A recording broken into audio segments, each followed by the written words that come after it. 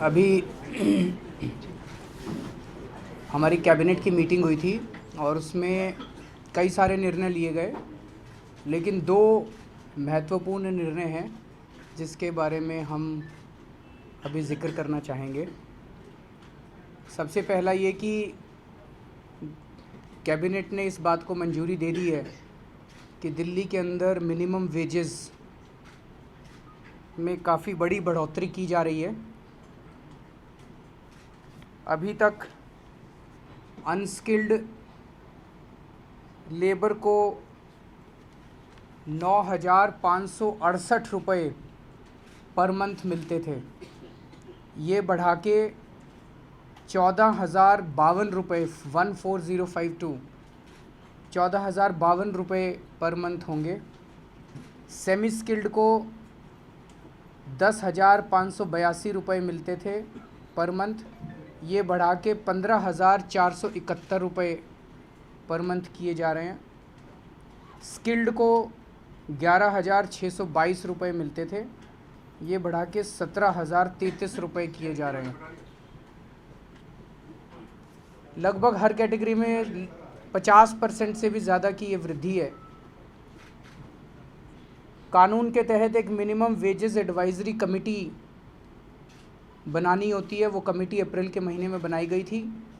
4 अगस्त को उसकी रिपोर्ट आई और उस कमेटी की रिपोर्ट के मुताबिक ये ट्राइपार्टाइट कमेटी होती है जिसमें एम्प्लॉयर्स होते हैं, एम्प्लॉयज़ होते हैं और सरकार के नुमाइंदे होते हैं।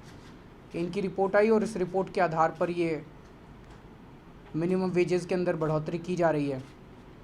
हमें लगता है कि ये आज तक की देश में मिनिमम वेजेस में सबसे ज़्यादा सबसे बड़ी बढ़ोतरी है। ऐसे समय में जब एक आम आदमी अपनी ज़िंदगी में अपने घर चलाने के लिए जूझ रहा है, क्योंकि महंगाई इतनी ज़्यादा हो गई है, हर चीज़ के दाम आसमान छू रहे हैं, ऐसे में जो सबसे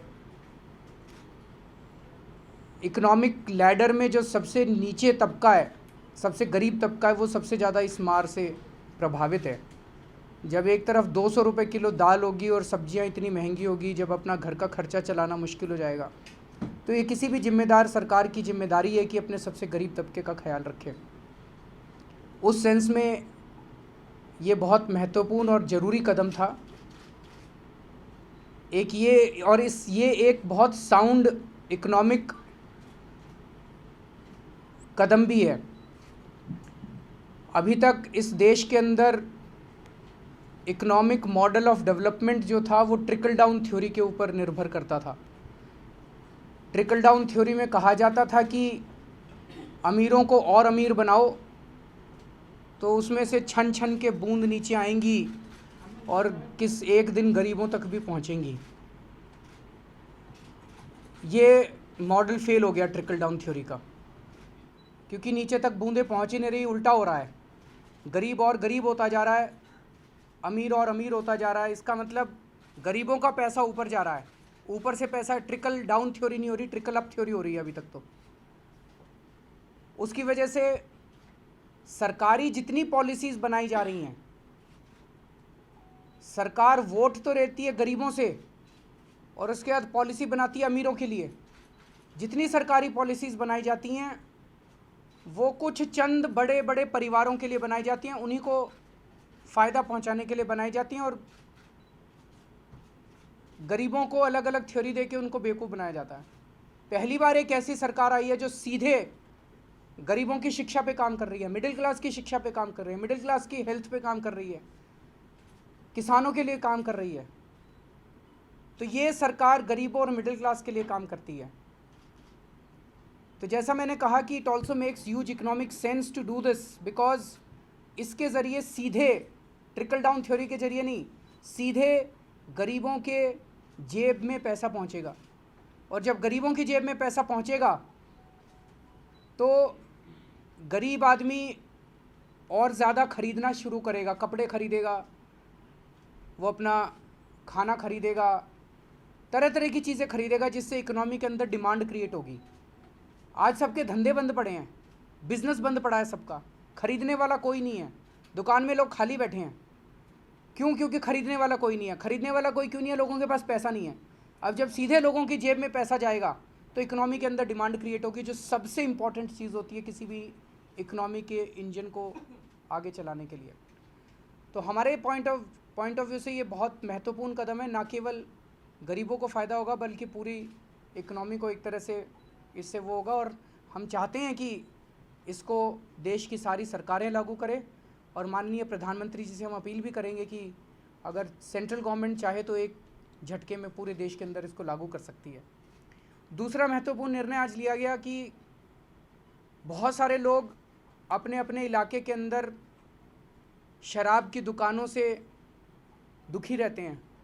शराब की दुकानें होती हैं जहाँ पे बाहर लोग खड़े होकर शराब पीते हैं, वो वहाँ पे लोकल लॉ एंड ऑर्डर की व्यवस्था के लिए दूभर हो जाता है लोगों के लिए। उनके घर की लड़कियों को घर से बाहर निकलना मुश्किल हो जाता है और बहुत सारी कंप्लेंट्स आती हैं।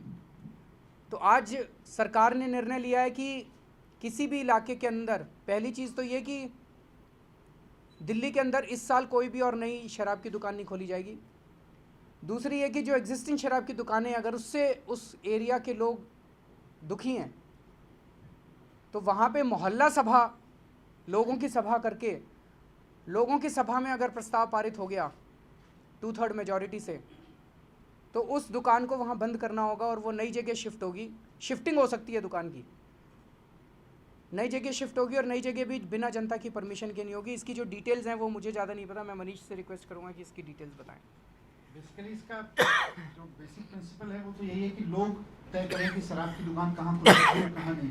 क्योंकि सरकार सिर्फ टैक्स लेने के लिए कहीं शराब की दुकान खोल दे और फिर कहे कि यहाँ नहीं तो यहाँ खुलेगी, वो प्रिंसिपल ठीक नहीं है। तो सरकार का प्रिंसिपल है कि अगर कहीं शराब की दुकान चल भी रही है पहले से, तो लोग तय करेंगे कि वो चलेगी कि नहीं चलेगी। और वो उसके बाद कहीं शिफ्ट होती है तो वो भी लोग तय करेंगे कि अगर जिस इलाके के लिए शिफ्ट करने का प्रपोजल है वहाँ खुल सकती है कि नहीं खुल सकती, वो भी लोग तय करेंगे। तो उसके लिए काफ़ी दिन से काफ़ी लोगों से बात हुई, काफ़ी चर्चाएं हुई। उसमें एक तो दो चीज़ें हैं इसके पहलू। एक तो जहाँ अभी जो शराब की दुकानें हैं, सबसे ज़्यादा लोगों को जो प्रॉब्लम है वो L6 और L7 के लाइसेंसेस वाली हैं, जो नॉर्मली हमारे रोड्स वाली दुकानों पे होती हैं या कहीं छोटे छोटे इस पर कॉम्प्लेक्स में हो गया, वहाँ से लोग बहुत दुखी हैं। वहाँ न्यूसेंस वैल्यू बहुत है। लगभग हर एक इलाके में लोग दुखी हैं कि वहाँ बाहर लोग खुले में शराब पीते हैं, बाजू की किसी जूस की दुकान से खरीद के, कोल्ड ड्रिंक की दुकान से, चने की दुकान से, वहाँ खड़े होकर शराब पीते रहते हैं, गाड़ियों में बैठ कर शराब पीते हैं। वहाँ कोई रेडी लग जाती है, अंडे बेचने वाली, चने बेचने वाली, स्नैक्स बेचने वाली, वहाँ खड़े होकर लोग शराब पीते हैं। फिर लड़कियाँ छेड़ने से लेके, गुंडई से लेके सब कुछ होता है वहाँ पे। तो इसको दूर करने के लिए सबसे बढ़िया है कि इलाके के लोग अगर तय कर लें कि वहाँ शराब की दुकान नहीं चलेगी, तो वो शराब की दुकान फिर सरकार बंद कर देगी। उसका तरीका क्या है? सरकार ने थोड़े दिन पहले मोहल्ला सभा नोटिफाई की है, 3000 मोहल्लों में दिल्ली को बांटा है। किसी भी मोहल्ले में शराब की दुकान है तो उस मोहल्ले के वोटर्स इस बारे में निर्णय लेंगे। लेकिन उसका तरीका ये होगा कि अगर मोहल्ले के 10% वोटर्स लिखकर कंप्लेंट करके देते हैं, मिनिमम 10% वोटर, तो वहाँ मोहल्ला सभा की मीटिंग बुलाई जाएगी, वहाँ के मोहल्ले के लोगों की ओपन मीटिंग बुलाई जाएगी, पर उसी मोहल्ले के वोटर्स की होगी वो मीटिंग। और अगर उस मोहल्ले की मीटिंग में 15% वोटर्स आ जाते हैं तो कोरम पूरा हो जाएगा। 15% और 15% वोटर्स में से 2/3, माने जितने भी वहाँ मौजूद हैं, मिनिमम 15% होने चाहिए, जितने भी वोटर्स वहाँ मौजूद हैं उनमें से 2/3 अगर मेजोरिटी से ये कह देते हैं कि ये दुकान बंद होनी चाहिए, डिसाइड कर लेते हैं, तो वो दुकान फिर सरकार बंद करवाएगी। ये सरकार का मैंडेट है। लेकिन इसमें एक कंडीशन ये भी रखी हमने कि उसमें 33% महिलाएं हों, क्योंकि महिलाएं ज़्यादा डिसीजन लेंगी। 33% महिलाएं भी होनी चाहिए। महिलाएं डिसीजन लेंगी।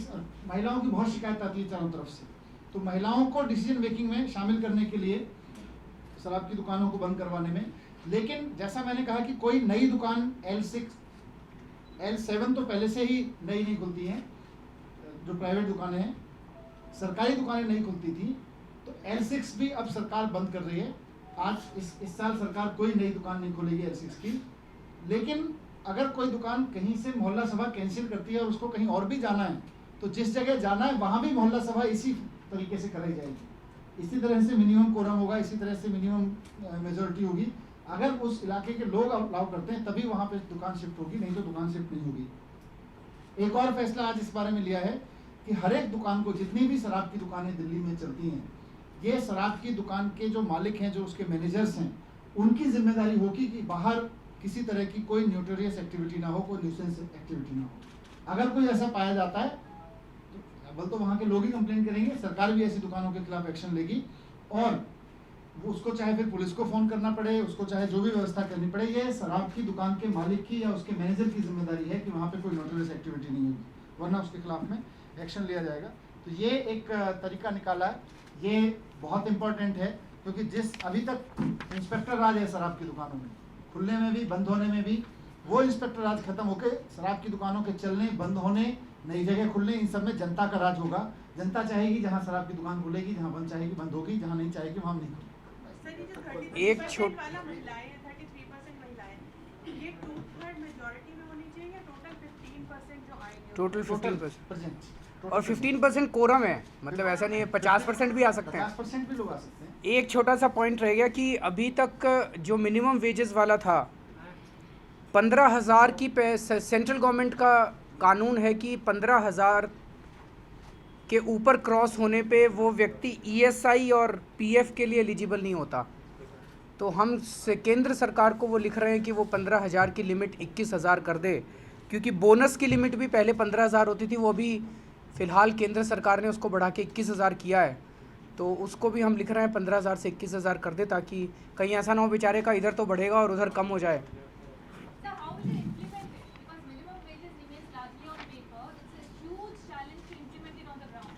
दोनों चीज़ें करनी पड़ेगी। देखो, जितने सरकारी संगठन हैं वो तो तुरंत इम्प्लीमेंट हो जाएगा।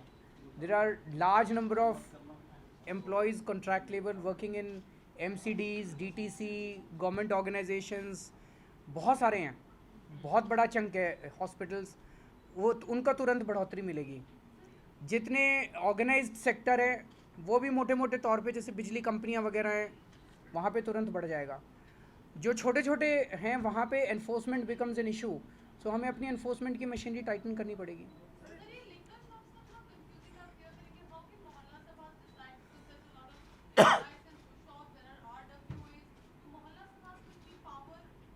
एक्चुअली आप मोहल्ला सभा को क्लैरिटी समझ लीजिए, मोहल्ला सभा कोई एग्जीक्यूटिव बॉडी नहीं है कि वहाँ के 4 लोगों की चुनी। जिस मोहल्ले को एक बाउंड्री है, उस मोहल्ले के अंदर रहने वाले वोटर्स मोहल्ले के लोग हैं, उन लोगों की मीटिंग मोहल्ला सभा है।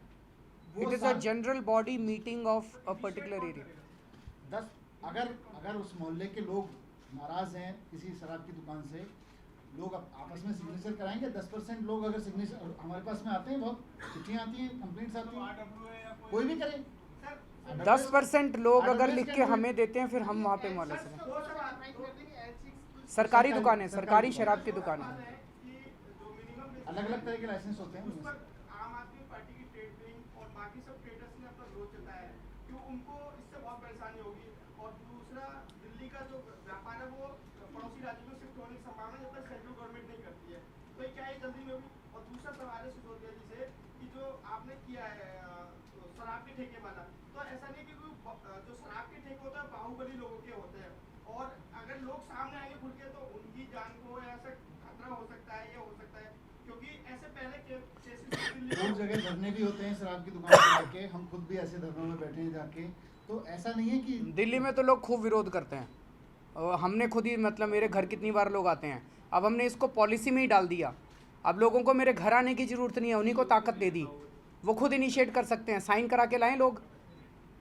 अच्छा, दूसरा आपका पहला प्रश्न था कि जो व्यापारी वर्ग, कुछ व्यापारी वर्ग और कुछ इंडस्ट्री एसोसिएशंस इसका विरोध कर रहे हैं।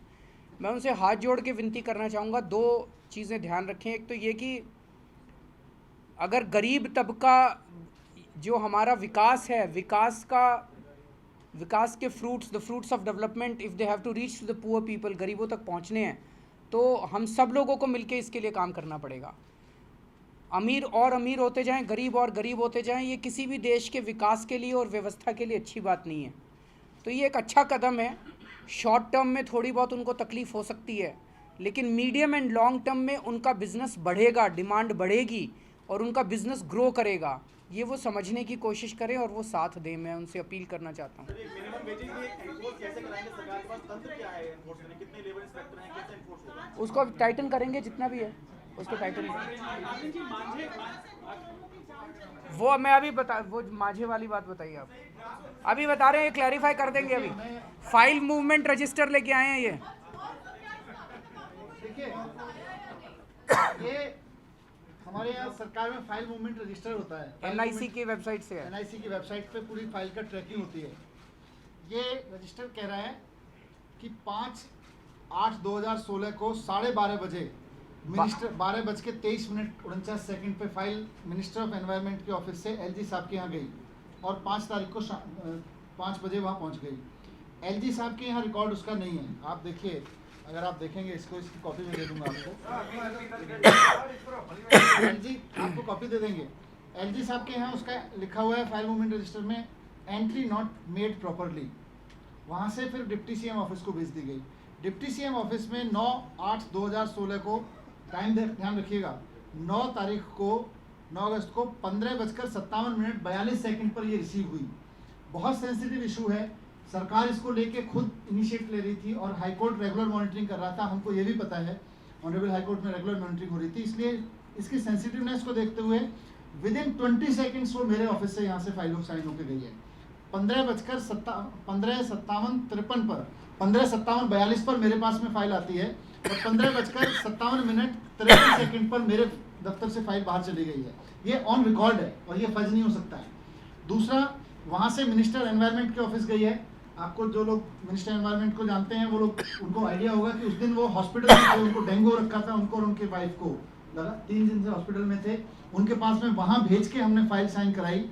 उनके ऑफिस में हॉस्पिटल भेजने तक में आधा घंटा सारा में फाइल साइन होकर आ गई। 16:47 पे उनके पास फाइल पहुंची है और 17:04 लगभग 20 मिनट के अंदर 17:04 पे मिनिस्टर एनवायरनमेंट के यहाँ से फाइल साइन होकर आ गई है। उसके बाद तुरंत चीफ सेक्रेटरी के यहाँ भेजी है। हम लोग फॉलो कर रहे हैं उसको। चीफ सेक्रेटरी के यहाँ पे 17:11 पे पहुंच गई है शाम को, सेम डे 9 तारीख को ही। चीफ सेक्रेटरी के यहाँ से 17:46 पे फाइल साइन होके सेक्रेटरी एनवायरनमेंट को चली गई है। सेक्रेटरी एनवायरनमेंट के दफ्तर में ऑफिशियली रिसीव हुई है वो फाइल 11 बजे अगले दिन 10 तारीख को। उसके बाद से 7 दिन वहां पे लगे। 7 दिन जिस ऑफिसर ने लगाए इतने सेंसिटिव इशू पर नोटिफिकेशन इशू करने में, और 4 दिन LG और के 4 दिन LG साहब के यहाँ पे लगे। 5 तारीख से लेके 9 तारीख तक। 5 तारीख की शाम को फाइल वहाँ पहुंची दोपहर बाद, और शाम 9 तारीख को 3 बजे 4 बजे इफेक्टिवली 3:57 पे शाम को मेरे पास फाइल आई है। तो 4 दिन LG साहब के यहाँ पे फाइल रही, 7 दिन वहाँ पे रही। अब आप लोग खुद तय कर लीजिए कि ये देरी किस वजह से हुई। कितना सेंसिटिव इशू था, आप मिनट्स भी नहीं काउंट कर सकते, सेकंड्स में हमारे यहाँ से फाइल क्लियर हो रही है इतने सेंसिटिव इशू पे। लेकिन अगर 4-4 दिन और 7-7 दिन फाइलें रख के भेजेंगे, फिर अकाउंटेबिलिटी किसकी हो और किसके प्रति हो? जनता की। नोटिफिकेशन की अगर लैंग्वेज करें तो ये प्रभावी कल से माना जाएगा कि 7 दिनों के बाद प्रभावी माना जाएगा। नोटिफिकेशन की लैंग्वेज वो अब देंगे नोटिफिकेशन के बाद। नोटिफिकेशन के बिना कैसे दे सकते? इसके लिए क्यों सरकार ने नोटिफिकेशन नहीं निकाला? क्योंकि ड्राफ्ट नोटिफिकेशन के चलते अभी इसमें 60 दिन कम से कम लग जाएंगे। मैडम ऐसा है, कानून पढ़िए, जो एक्ट है वो एक्ट मैंडेटरी कहता है कि 60 दिन तक आपको पब्लिक ऑब्जेक्शन इनवाइट करने होते हैं। सर 2 अगस्त को फिर कोर्ट में जब ये मामला गया था तो सरकार ने अगस्त तक का वेट क्यों किया? पिछले साल भी ऐसी घटनाएं हुई थी, तो आपके पास तो 2 अगस्त को गया ना, तो 5 अगस्त में ऐसे फाइल चली है। मई में चला गया था कोर्ट में। आज से कि नहीं है? जी बैन है मैडम। ऐसा है, गवर्नमेंट नोटिफिकेशन के हिसाब से मांझा बैन है। जो मैंडेटरी रिक्वायरमेंट है उसको गवर्नमेंट फॉलो कर रही है। फाइनल नोटिफिकेशन आने तक गवर्नमेंट के उससे मांझा बैन है।